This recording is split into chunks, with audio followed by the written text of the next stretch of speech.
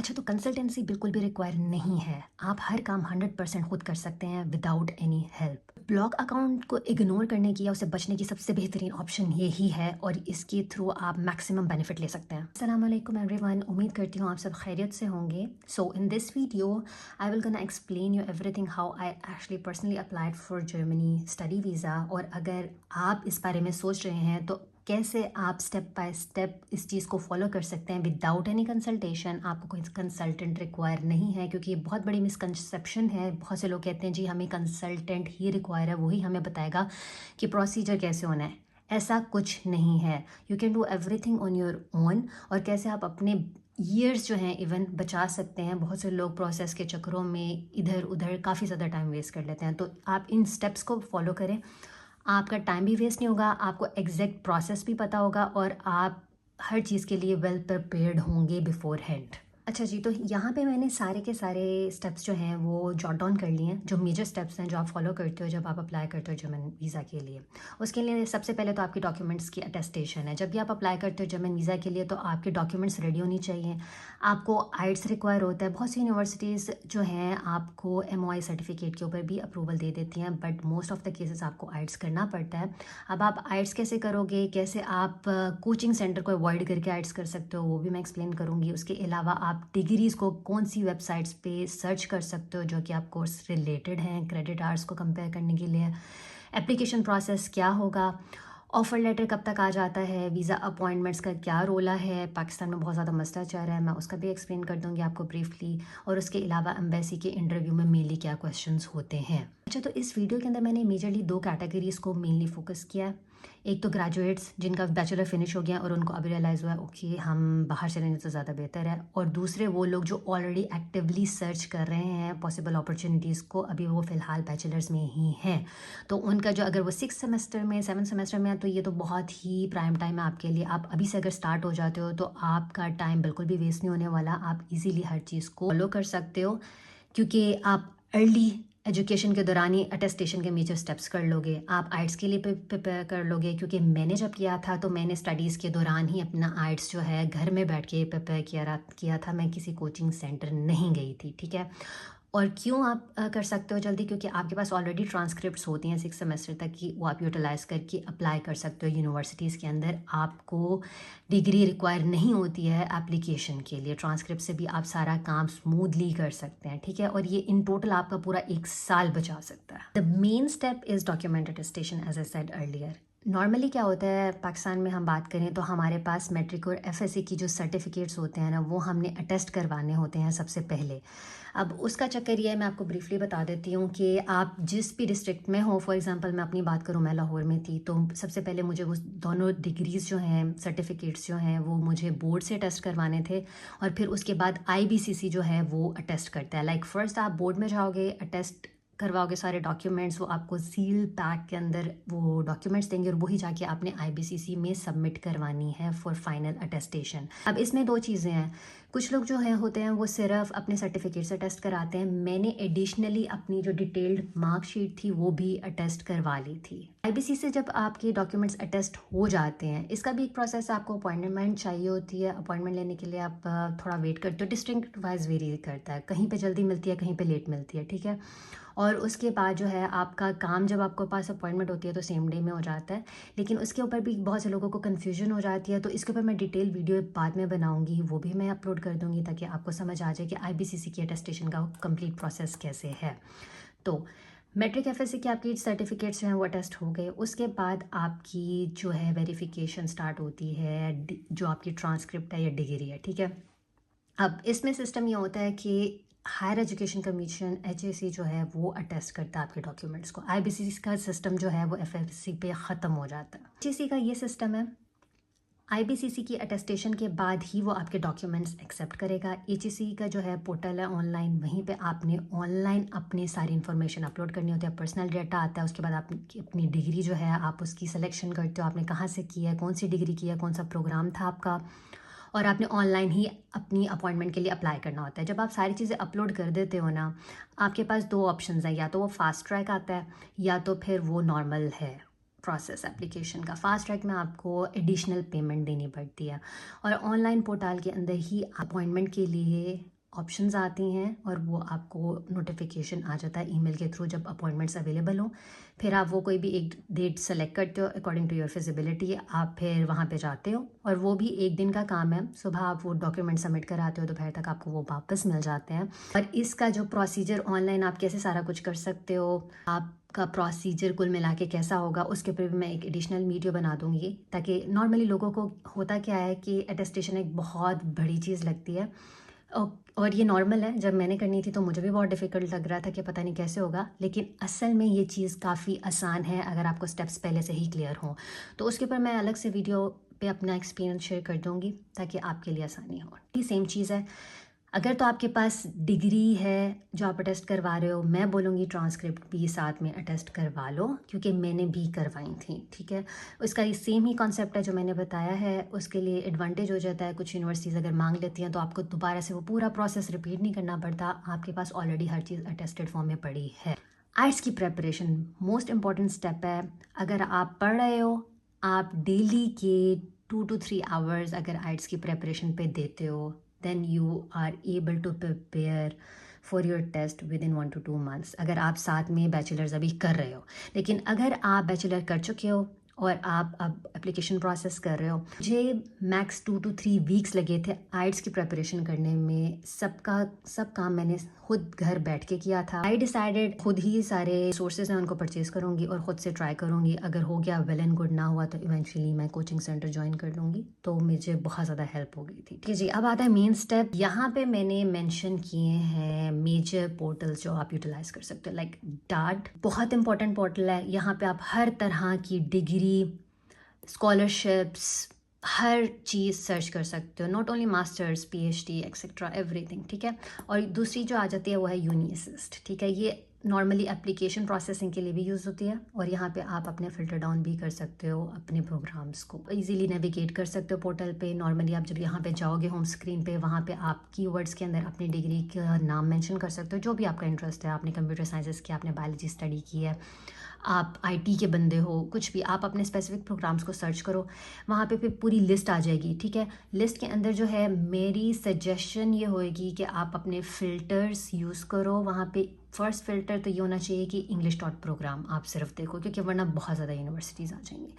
उसके बाद most importantly जो मेरी सजेशन हर बंदे के लिए होता है, क्योंकि मैं जब आई थी तो मैंने स्कॉलरशिप भी सिक्योर किया था, तो आप फर्स्ट फ़िल्टर करके वो यूनिवर्सिटीज़ भी निकाल लो जो स्कॉलरशिप ऑफ़र कर रही हैं मेरी डिग्री के साथ। पहले उनको कंसिडर करो, उधर अप्लाई करो, फिर उसके बाद और स्कॉलरशिप में भी अप्लाई करो, ताकि ओवरऑल सेफ सिचुएशन पे हो। स्कॉलरशिप मिल जाए तो इट्स द बेस्ट ऑप्शन। उसके लिए आपका ब्लॉक अमाउंट का रूल ही ख़त्म हो जाएगा। लेकिन अगर आपके पास नहीं भी होती तो एटलीस्ट आप सारे प्रोसेस के अंदर सिक्योर हो दो। ठीक है, और सेम प्रोसीजर जो है वो यूनी असिस्ट का भी है। यहाँ पे भी आप इसी तरीके से सारी चीज़ें सर्च कर सकते हो। जो एप्लीकेशन प्लेटफॉर्म यूनी असिस्ट मैंने आपको मेंशन किया है, इसका क्या प्रोसीजर है। जर्मनी में आप पोस्ट भी डॉक्यूमेंट्स भेज सकते हो। आप ऑनलाइन डायरेक्ट यूनिवर्सिटीज़ कुछ ऐसी हैं जो आपको डायरेक्ट एप्लीकेशन की सबमिशन अलाउ करती हैं, आप वो भी यूज़ कर सकते हो। लेकिन मेजॉरिटी जो यूनिवर्सिटीज़ हैं वो यूनी असिस्ट जो है पोर्टल उसको यूज़ करती हैं। इसका प्रोसीजर ये है कि आपने इनकी फ़र्स्ट टाइम जो एप्लीकेशन की फ़ीस जो होती है ना, वो 75 यूरोज़ होती है। लाइक आप वहाँ जाओगे, अपनी प्रोफाइल क्रिएट करोगे, अपने डॉक्यूमेंट्स अपलोड करोगे। ठीक है, जो आपकी फ़र्स्ट एप्लीकेशन आप किसी भी यूनिवर्सिटी में सबमिट कराते हो तो आपके जो है 75 यूरोज़ लग जाते हैं। और फिर उसके बाद फर्दर जो भी एप्लीकेशन होती है उसके आप एडिशनली 30 यूरो देते हो। ठीक है, आपको हर बारी डॉक्यूमेंट्स अपलोड नहीं करने पड़ते। यूनी असिस्ट ऑलरेडी उन सारे डॉक्यूमेंट्स को प्रोसेस एक ही दफ़ा कर लेता है। उसके बाद जस्ट आपने यूनिवर्सिटी की वेबसाइट पे जाना है, अपने रिस्पेक्टिव प्रोग्राम में जाना है जिसमें आप इंटरेस्टेड हो, और आप वहाँ पे एडिशनली जो है वो अप्लाई कर दोगे और आपको ये फ़ीस देनी पड़ेगी। यहाँ पे एक और ऑप्शन भी आती है। बहुत सी यूनिवर्सिटीज़ जो हैं उनमें आप ये करते हो कि आपको पोस्ट के थ्रू डॉक्यूमेंट्स भेजने पड़ते हैं। मैंने ऑनलाइन भी अप्लाई किया था, यूनी असिस्ट के थ्रू भी, और फिर मैंने पोस्ट के थ्रू भी भेजे थे। जब आप पोस्ट के थ्रू भेजते हो ना, तो आपको एडिशनल जो है वो नोटार की अटेस्टेशन भी चाहिए होती है। उसमें ये होता है कि आप जितने भी आपके सर्टिफिकेट्स हैं उनका एक पूरा बंडल रेडी करते हो और आप किसी भी अपने ना जाते हो कोर्ट में नोटार के पास, और वो आपको सारे डॉक्यूमेंट्स जो है ना, मतलब उसको स्टेपल करता है और उसको सारों को ईच मतलब डॉक्यूमेंट वो अटेस्ट करेगा। फिर एंड पे वो पूरे बंडल को लास्ट में ना फोल्ड करके उसको एंड पे भी स्टैम्प करेगा। वो सील्ड टाइप ऑफ उसकी लुक होएगी और आपने वो एज इट इज़ जो है पोस्ट के थ्रू यूनिवर्सिटी में डॉक्यूमेंट भेजने हैं। मेजॉरिटी नोटार की अटेस्टेशन रिक्वायर होती है, कुछ एक आधी यूनिवर्सिटी कहती है नहीं हमें जर्मन कॉन्सुलेट की भी अटेस्टेशन चाहिए। मैंने एक यूनिवर्सिटी में अप्लाई किया था, वहाँ पे जर्मन कॉन्सुलेट की भी अटेस्टेशन चाहिए थी, तो मैंने फिर वहाँ से करवाई थी। वो भी 1 दिन का प्रोसेस है, आपको अपॉइंटमेंट मिल जाए तो उसके बाद वो भी सारा जो नोटार का या जर्मन कॉन्सुलेट की अटेस्टेशन का प्रोसेस है वो भी मैं अलग से वीडियो में एक्सप्लेन कर दूँगी, ताकि अगर आपको कोई ऐसी ऑप्शन हो जहाँ पे आपने अप्लाई करना हो और अगर आप कंफ्यूज हो जाओ तो उसके लिए बहुत हेल्पफुल रहेगी। यहाँ पे मैं एक मेन स्टेप जो है उसको डिस्कस करना चाहती हूँ, जो बहुत से लोग लाइट लेते हैं। जो आपका डॉक्यूमेंट्स है ना, उसके अंदर जो मोस्ट इंपॉर्टेंट डॉक्यूमेंट है ना, वो आपका मोटिवेशन लेटर है, ठीक है ना। सीवी तो आप रेडी करते हो जिसमें आपकी डिटेल्स होती है, एकेडमिक डॉक्यूमेंट्स होते हैं, लेकिन जो मोटिवेशन लेटर है, बहुत से लोग कहते हैं कि नहीं यार हमारे 90% मार्क्स होंगे तो ही हमें एडमिशन मिलेगा। ऐसा नहीं है, आपके 70% भी मार्क्स हैं ना तो आपको एडमिशन मिल सकता है। उसमें चक्कर क्या होता है कि आपका जो मोटिवेशन लेटर है ना, उसके अंदर आपने कन्विंस करना होता है कि आप क्यों यहाँ पे डिग्री करना चाहते हो, आपकी एक्सपर्टीज़ क्या है, आपने पास्ट में क्या स्टडी की है, आपके क्रेडिट्स कौन से थे जिसके अंदर मेजर मतलब आपका कोर्स कौन सा था, और आपका फ्यूचर उसका लाइक इम्पैक्ट क्या होगा। मतलब डिग्री अगर आप यहाँ पे करते हो तो आप क्या इम्पैक्ट एनवायरनमेंट में या आप दुनिया में किसी भी जगह पे जो भी आपकी फील्ड है उसमें लाना चाहते हो, ठीक है। तो ये जो है ना, अच्छा सा टाइम लें, तसल्ली से लिखें, अपना खुद लिखें, चैट जीपीटी से सजेशन लें, लिखें खुद क्योंकि जो आप खुद लिखते हो ना, तो जो पूरे साल में इतने 10,000 एप्लीकेशन प्रोसेस करते हैं उनको पता होता है कि किस बंदे ने खुद लिखी है और किसने ऑनलाइन हेल्प की है। तो ये इसको लाइट नहीं लेना। Motivation letter is the most important thing in your application. अगर ये आपने लिख दिया ना एक आखिर लेवल का, देन बिलीव मी आपको अपने परसेंटेज की टेंशन लेने की ज़रूरत नहीं है। Then you will definitely gonna get the admission, ठीक है। अब स्कॉलरशिप की बात जो मैं कर रही हूँ, क्यों वो इतनी इंपॉर्टेंट है, उसकी रीज़न ये है कि आप डायरेक्टली ये रिप्लेस कर लेगी आपकी ब्लॉक अमाउंट की रिक्वायरमेंट को। क्योंकि बहुत से लोग जो है वो जर्मन स्टडी से इस वजह से भी घबराते हैं। एजुकेशन नो डाउट यहाँ पे फ्री है, लेकिन होता क्या है, जो आपको ऑलमोस्ट अब के हिसाब से 12,000 यूरोज़ हैं जो आपको ब्लॉक कराने पड़ते हैं। हर बंदे के लिए आसान नहीं है, टू बी रियली ऑनेस्ट, और उस पर बहुत से लोग जो हैं पोटेंशियल जिनके अंदर होता है वो रह जाते हैं। तो स्कॉलरशिप बहुत ज़्यादा यहाँ पे जर्मनी में अपॉर्चुनिटीज़ अवेलेबल हैं। लोगों को अवेयरनेस नहीं है, वो समझते हैं कि नहीं यार नहीं स्कॉलरशिप तो भूल जाओ, वो नहीं मिलने वाली। ऐसा कुछ नहीं है, मैंने खुद सिक्योर किया, मैं भी ऐसे डाउट्स रखती थी लेकिन मैंने एटलीस्ट ट्राई किया और वो मेरे लाइफ का बेस्ट डिसीजन था, ठीक है। उसमें होता ही है मेन एडवांटेज, वीज़ा जो अपॉइंटमेंट है ना वो आपका फास्ट ट्रैक चला जाता है, लाइक लिटरली वो तो शूट करेगा। उसमें होता है कि आपको within a week appointment मिल जाती है। एक्स्ट्रा कैटेगरी में चले जाते हो, उसमें ये होता है कि वो जितने भी स्टूडेंट्स ऑलरेडी फंडिंग्स के लिए अप्रूव्ड हैं उनको वो बिल्कुल ही बॉटल नेक करके कहते हैं जी आ जाओ, आपको तो सबसे पहले देंगे, ठीक है। तो आपका जो वीज़ा अपॉइंटमेंट का रोला पाकिस्तान में जो है ना, क्योंकि कराची में लोगों को 2 से 3 माह लग जाते हैं, इस्लामाबाद में तो जी 1 से 1.5 साल का प्रॉब्लम है। तो ये जो है ना ये बहुत मेजर चीज़ है। और दूसरी चीज़ ये है कि आपके फाइनेंसेस, ब्लॉक अमाउंट आपको करवानी नहीं पड़ेगी। आपको ये नहीं टेंशन होगी आपने आते साथ और जॉब ढूंढनी है, आपके पास एक अच्छी अमाउंट आ रही होगी। उसके on top of that, even though with the scholarship, बहुत लोगों की मिसकंसेप्शन है कि फिर हमें अलाउ ही नहीं है पार्ट टाइम और जॉब्स भी करना। उसके ऑन टॉप ऑफ दैट आपको अलाउ है, आप स्कॉलरशिप के साथ आगे पार्ट टाइम जॉब्स भी कर सकते हो। That means you can also save the money. अगर आपके पास टाइम मिलता है आप जॉब करते हो, मेन फोकस आपकी स्टडीज़ होएगा और उसके बाद आप बहुत से बेनिफिट्स जो हैं उनको यूटिलाइज़ कर सकते हो, ठीक। बहुत से लोग कंफ्यूज हो जाते हैं कि इंटरव्यू में पता नहीं हमसे क्या पूछेंगे। ऐसा कुछ नहीं है, इंटरव्यू में बहुत बेसिक क्वेश्चंस होते हैं लेकिन क्रूशियल होते हैं, ठीक है। एनालाइज करेंगे कि आपके दिमाग में चल क्या रहा है, ठीक है। पर्पस ऑफ स्टडी आपका क्या, आप क्यों जा रहे हो, आपने क्यों ये कोर्स सेलेक्ट किया, आपका बैकग्राउंड क्या है, आप क्या देखते हो फ्यूचर में, आप वापस आओगे कि नहीं, ये कॉमन। लेकिन इससे वो आपको जज करेंगे, आपने बिल्कुल कॉन्फिडेंट होकर इनका आंसर करना है। कोई प्रॉब्लम वाली बात नहीं, 10-15 मिनट लगते हैं। और कभी कभार वो कहते हैं कि मोटिवेशन लेटर यहाँ खड़े होकर लिखो, तो आप वो तब भी लिख सकते हो। वो डिपेंड करता है, हर बंदे का अपना पर्सनल एक्सपीरियंस होता है वीज़ा के इंटरव्यू के लिए, ठीक है। तो वो आपने टेंशन नहीं लेनी, बस कॉन्फिडेंट होके जाओ। अगर आप यहाँ तक पहुँच गए हो तो आप आगे भी निकल सकते हो। आपने खुद पे बिलीव रखना है, ठीक है। लोग बहुत लंबा वेट कर रहे होते हैं अपॉइंटमेंट्स का, अपॉइंटमेंट्स नहीं मिलती, स्पेशली इस्लामाबाद के लोगों के लिए, लाइक जो इस्लामाबाद एमएससी में जाते हैं। उसमें ये होता है कि अगर आपका ऑफ़र लेटर आपके हाथ में है और आप रुल रहे होते हो यार अपॉइंटमेंट नहीं आ रही क्योंकि आपके पास स्कॉलरशिप भी नहीं होता, तो उस केस में आपने परेशान नहीं होना। बहुत से लोग ये सोच के ही अप्लाई नहीं करते कि यार बड़ा अपॉइंटमेंट मिल जानी है, ऐसा कुछ नहीं है। आपके पास जो ऑफ़र लेटर यूनिवर्सिटी का मिलता है ना, ठीक है, उसके लिए आप जो डेफरल के लिए भी अप्लाई कर सकते हो, ठीक है। अगर आपको एक दफ़ा एडमिशन मिल गया है ना यूनिवर्सिटी में, तो डिफरेंट यूनिवर्सिटीज़ का डिफरेंट क्राइटेरिया होता है। कुछ यूनिवर्सिटी जो होती है ना वो ऑफ़र लेटर को रखती हैं valid for further 2 to 3 semesters. वो अलाउ करते हैं कि आपको जब भी वीज़ा प्रोसेस मिले, क्योंकि यहाँ की यूनिवर्सिटीज़ को पता है कि ऑनलाइन एप्लीकेशन प्रोसेस वीज़ा का कितना कॉम्प्लिकेटेड हो चुका है और कितना वेटिंग ड्यूरेशन है। तो या तो वो आपको एक्टिव रखती हैं आपका जो ऑफ़र लेटर है, या तो वो कह देते हैं कि आप अगेन से अप्लाई कर लो नेक्स्ट सेमेस्टर में और आपको मिल जाता है एडमिशन, ठीक है। तो अगर आपका सिक्योर हो चुका है एडमिशन और समहाउ आपको वीज़ा अपॉइंटमेंट नहीं मिल रही है, तो आपने डरना नहीं है कि अब आपको फिर नहीं मिलेगा कोई भी एडमिशन। आपके वो वैलिड रहते हैं in most of the cases, ठीक है। तो उसके अंदर ये हो जाता है कि आप फिर थोड़ा और वेट करते हो, लेकिन इवेंचुअली जब आपको वीज़ा अपॉइंटमेंट मिल जाती है तो उसके बाद ये है कि आप वो सारे ऑफ़र लेटर उसके साथ सबमिट करवा के उसी तरीके से आगे कंटिन्यू कर सकते हो विदाउट एनी पैनिक। ये जो है ये मेन स्टेप्स हैं जो एक वीज़ा प्रोसेस के लिए, स्टडी वीज़ा एप्लीकेशन का प्रोसेस होता है, जो मैंने आपको स्टेप बाय स्टेप एक्सप्लेन किया टू द पॉइंट। इसके अलावा भी जो पॉइंट्स मैंने अंदर बोले थे कि मैं फर्दर वीडियोस में एक्सप्लेन करूँगी, जैसे कि आपकी अटेस्टेशंस है, आपकी और नोटार की और एचएससी की जो है अपॉइंटमेंट्स हैं, ये सारी चीज़ें मैं अलग से डिटेल में कर दूँगी एक्सप्लेन।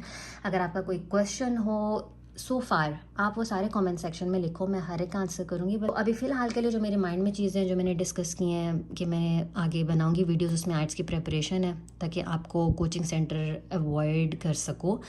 आपके अटेस्टेशन आईबीसीसी की जिन लोगों के बहुत ज़्यादा कन्फ्यूजन होती है उन लोगों के लिए ये वाली वीडियो बहुत इंपॉर्टेंट होएगी। और एचईसी का प्रोसेस क्या है वो भी मैं अलग से एक्सप्लेन कर दूँगी, और कैसे आप इन पोर्टल पे नेविगेट कर सकते हो, ये बहुत इजी है, ठीक है। आपने टेंशन नहीं लेनी। और जहाँ पे आप ऑनलाइन नहीं कर सकते वहाँ पे ये अटेस्टेशन नोटार की, जर्मन कॉन्सुलेट की कैसे हो सकती है, वो भी मैं आपको एक्सप्लेन करूँगी नेक्स्ट वीडियो। लाइक ये मेरा प्लान है नेक्स्ट वीडियोज़ का। उसके अलावा जो आप कमेंट में लिखोगे उनको भी मैं उसके अकॉर्डिंगली प्रोसेस करूँगी, अपने उसके अंदर अकोमोडेट करूँगी, ठीक है। तो आई होप सो ये बहुत हेल्पफुल रही हो वीडियो आपके लिए। डेफिनेटली आपकी अपनी मोटिवेशन है जो आपको आगे लेकर जाएगी। तो आपने किसी भी चीज़ को लेकर अपने सर पे सवार नहीं करना। ऑनलाइन इन्फॉर्मेशन बहुत है, आप उसको यूटिलाइज़ करो, फोकस्ड रहो। और जितने टाइम से आप बैचलर के अंदर ही इस चीज़ को कंसिडर करना शुरू कर दोगे उतना आपके लिए एडवांटेजेस है। I would say keep that motivation within you, you will definitely get to able to secure the admissions for sure, and definitely try scholarships. This is the main की बहुत सी चीज़ों को आसान करने के लिए। तो wish you all the best, और मुझे भी अपनी दुआओं में याद रखिएगा। और इंशाल्लाह फिर नेक्स्ट वीडियो में मुलाकात होती है, तब तक के लिए अपना बहुत सारा ख्याल रखिएगा। अल्लाह हाफ़िज़।